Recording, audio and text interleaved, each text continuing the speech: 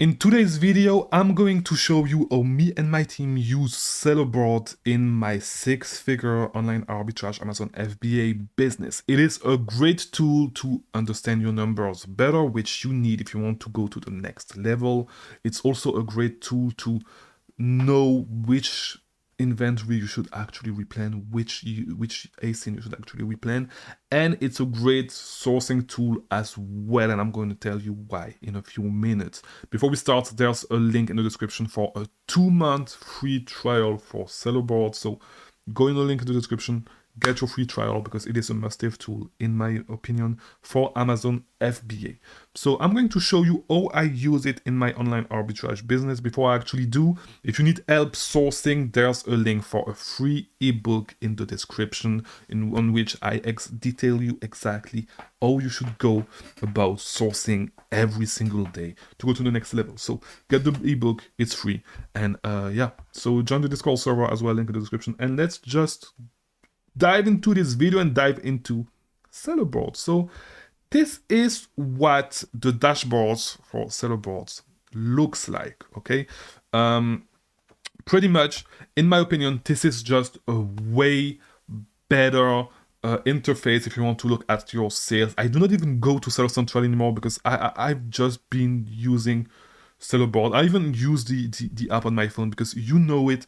If you want to look at your sales on Seller Central, it's not that good. The way the interface is set up is not that good, especially if you look at your orders. Not only you do not have your numbers, your return on investment, your profit, and all that stuff, but it's pretty hard to actually get an idea of how many units of every single ASIN you've sold for the day just by looking at it, because you just see the orders one after the others. And if you have a lot of sales, it gets hard to track. Now, on Sellerboard, if you go on this specific interface, on the dashboard, you are going to see your sales first for today, your sales for yesterday, your month to date sales, and you're gonna have a forecast for the current month. Now, is the forecast accurate? It really depends. If your business is pretty constant and it is growing constantly, it's going to be pretty accurate. Now, if you have a lot of variation in your Amazon FBA business, it is not going to be as accurate, okay? I've seen it both ways. Sometimes it's accurate, sometimes it's not. But if your business is pretty constant, if you are pretty constant with your spending, and if you're entering all your numbers, it is going to be somehow accurate. The forecast is going to be somehow accurate. And then after that, you're going to see your last month number. No. As I was saying, what I really like about it is the fact that you can just scroll down a little bit, and you can do it for today's date, for yesterday, or for the whole month if you wanted to. But if you want to see what you've sold today, you would just click here, and you would see every single ASIN. You can sort it by units sold, by the number of refunds, by all that stuff. But you can really see you can easily see how many units of each ASIN you've sold and at what return on investment. Okay, this is the main thing that I will look at when I actually look at it. Now, if you look at the month-to-date view, you are going to be able to see how many refunds you had, how many returns you had for every single unit, for every single ASIN that you've been selling. And even selling the ASINs that you haven't been selling, you would see the refunds right there, which is not the case right here. By the way, it's a demo account, so do not go and look for those ASINs to try to find my storefronts. You will not find it, okay? So yeah, so the great thing is, if you actually want to dive deeper on your numbers for a specific ASIN for the month, let's say, and if you really wanted to, you could filter it, by the way, and put a custom date, and like do it from the start of your account to today's date. If you want to really look at deeper numbers, if you really want to look deeper in your numbers for one specific ASIN. But you can do this, for example, if you wanted to do it for this month, you could do it by clicking here. And what I really like, and what I think is a really great KPI that you are not going to find in Inventory Lab, is this. It's the sellable returns rate. Okay, so the refund rates is really important. So it is the amount of for every 100 sales, it's going to tell you how many of those sales are going to be returns. Okay, but what is really important is the number of those sales that are actually sellable, okay? So a 100% sellable return rate means that every single ASIN that Amazon is going to receive, every single unit that they're going to receive as returns, can be put back inside your inventory, okay? Which is really important, because when a return is not resellable, it's deemed not resellable by Amazon, it is going to incur a lot of extra cost, okay? And because of that, it's going to cut in your profit margins. And so really being able to see this on an ASIN level is really going to help you make better decisions when it comes to understanding your numbers and understand which ASINs are good, because it is going to make you understand why some ASINs are bad and why you are not making any profit on some ASINs, okay? Because you can have a 10% return rate with a 100% sellable return rate, and a 20% return rate with a 50% sellable return rate. Those numbers are going to be pretty much equal. Not really pretty much equal, but like, it could be less costly. The second ASINs that have double the return rates may be as viable as the first one that had half the return rate. And I don't know if that was clear, but I think it was clear enough.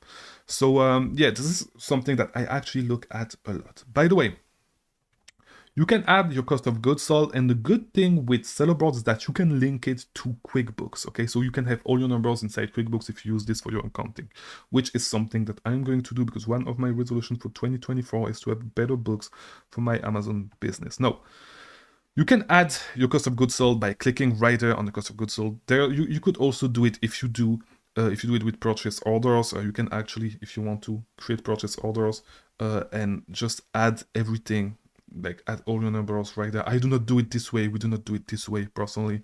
We just either add it in the dashboard like there, or in products, in the product tab right there. Same thing, you click on cost of goods sold right there and you add it. Now, you can create different badge, because your cost of goods sold is going to evolve through time. It's not going to be the same if you replan on products, and so you can do it and have your cost being averaged out, okay? Now, we are gonna go into the part on. By the way, you could do, if you really wanted to, you could look at your numbers for the day, for yesterday, or for the month, just as you were doing on an ASIN level, on a monthly level, or whatever you have set up right there for these boxes. Because if you want to, you can also change the periods right there. You can use this week if you do not want to have the today's date, all that stuff. You can also put a custom range, as I said. But yeah, you could look at the numbers on that specific level if you want to, for a whole day, for the month, for the year, if you want to. And you can look at it on, you can have a better idea, you can have better insights in your business. Now, let's move to the tab that I actually like the most and that I think is the most important.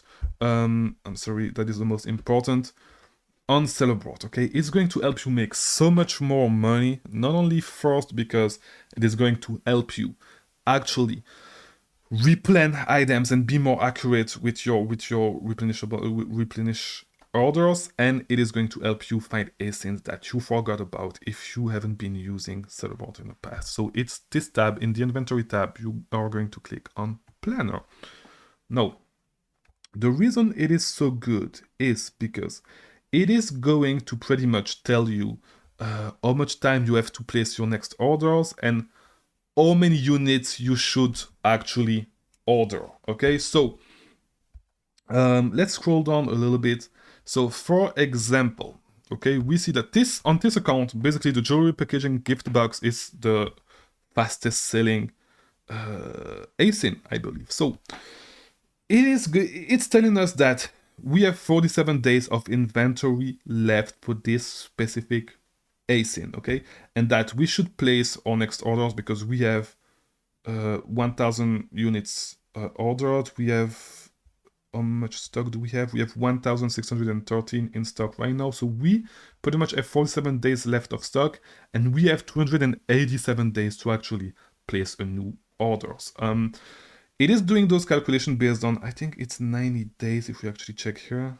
No, 21 days. So you can change that if you want to. By the way, it's super important because right now you actually need to know your numbers way better. So this is why you should use Sellerboard. And your average day, your average target stock should be 28 days. It should be above 28 days, because if not, you're going to start paying. Starting in April 2024, you're going to start paying way more for in Amazon fees if you do not do this. Okay, so you can add all your numbers, what you want. Usually I try I try personally to I'm at around 60 days of inventory on average. I want to bring it down to 45 days, so this is what I would set right there in my targets. In the manufacturing time days, we do online price rate 0, but you're going to click that you use a prep center. Shipping to your prep centers is going to take, depending on the supplier, 3 to 5 days. Shipping to FBA, yeah, 2 days, pretty good. So yeah, you would set all that up, and pretty much it's going to do all this for you. Now, so it can not only help you forecast how much inventory you actually need to buy for stuff that you've been selling in the past, but it can help you find ASINs that you forgot about, especially when you just start using it, if you haven't been using it in the past. So what I do personally sometimes is I do this, and I sort my ASINs by the days of stock left with the value ascending thing, and you are going to see a lot of ASINs that you are not in stock in anymore. And so what you want to do is look at the sales velocity units per day as well, and see what was selling fast and what you are not in stock anymore. Okay, so for example, this one it's not necessarily a good example, because this guy actually is actually staying in stock in his best ASIN, but a lot of the time you're going to find ASINs that sell super fast that you forgot about, and that you could actually replan by doing this. So play with it a little bit, play with the days of stock left, play with the days until next orders, value ascending, same thing, and look at it this way. So for example, this one, you should actually replan it right now. You should buy 70 based on what you set, on the levels that you set. So you're too late, and you should have bought more of these. Same thing, this one you should actually buy it today, because if you look at the numbers, so yeah. It's something that I use every day, and that actually helped me find ASINs that I actually forget about. And this is something that you should look at on a weekly basis, at least, to place new orders and find ASINs that you forgot about. You're going to find a lot of gold by doing it. If you've been doing online arbitrage specifically, I guarantee that if you are not using Sellerboard, you are, let me put it like this, I guarantee that if you were not using Sellerboard, if you start using it, you're going to find a lot of ASINs by doing this. Now, there's a last thing that I want to show you, and it's ready. I do not really care about the rest. I do not use this. You can look at your FBA shipment if you want to. I don't care. The thing that you need to understand is that I run a low information diet with my Amazon business. There's nothing that I can do with this information. I try to not use it, and I try to have the least amount of information I can with my business. So there's a lot of things that I do not use. If you really want to, you can look at your P&L right there in the dashboard, by the way. But yeah, I do not necessarily do it. I do not care. This is enough information. The dashboard has enough information for me when used like this to go on with my Amazon business on a day-to-day basis. Now, the last thing that I wanted to show you is, if you wanted to, you can look at the alerts, by the way. I don't. I never do it. You can set it up to receive emails when some stuff change. When, for example, ASIN lost parents, when you have when some things slip, when some variation gets split, brand change, all that stuff that can actually fuck up your ASINs. There's nothing you can do about it anyway, so except thank the price, maybe, if you want to, new parents or child, same thing. Just things that you can look at. I don't, personally. Okay, so you could actually have automate your business and have this sent to a specific email address right there, to have your if you have some SOPs in case stuff like this happen, to have your VAs do stuff. But yeah, I do not use it. The last thing that I really use with Sellerboard is the autoresponder right there, because it can help you get more you can set it up to have more what is it called, more reviews on your account, because reviews are going to help you. It's one of the factors in winning the buy box, but it's not that big. But if you actually try doing wholesale, you know, sometimes suppliers like to see that you have some reviews on your Amazon account. If you show them, it actually looks good. So by going to the campaign, you can actually set a new campaign, and I cannot do it from here. But let me see if there's one, because it's a demo account. But let me see if there's one that, oh, you know what? You know what? I will just show it to you on my personal account. Let me just log out from this one and log in on my account and go there. So let me just make sure that I do not leak any of my ASINs, because it would be tragic, and that I do not leak my email as well. So let me just go to the autoresponder, to the campaign. Here we go. And so let me just make it smaller like this. Like this, and let me put it up here. So yeah, if I leak my email, that's fine. Let me just do this. And here we go. Let me just see. I cannot see if I see my email. It's fine. So basically, this is the template that I'm using personally to that I set up today, actually, because I was talking with some friends that told me that this is something that you should use. I never use it. I never bothered using it, but it actually going to boost your review rate a little bit by requesting for reviews on your account. To customers that actually purchase your items. So yeah, that's pretty much the last thing, and I would actually recommend that you do to boost your reviews a little bit. Now, let me go back here. That's it for today's video. I hope it was helpful. This is how I use Sellerboard on a day-to-day basis. Leave a like if it was helpful. Let me know in the comments. By the way, come on the Discord server, do all that stuff, and watch these videos if you want to keep learning about selling on Amazon. I'll see you tomorrow for a new video. Thank you for watching once again.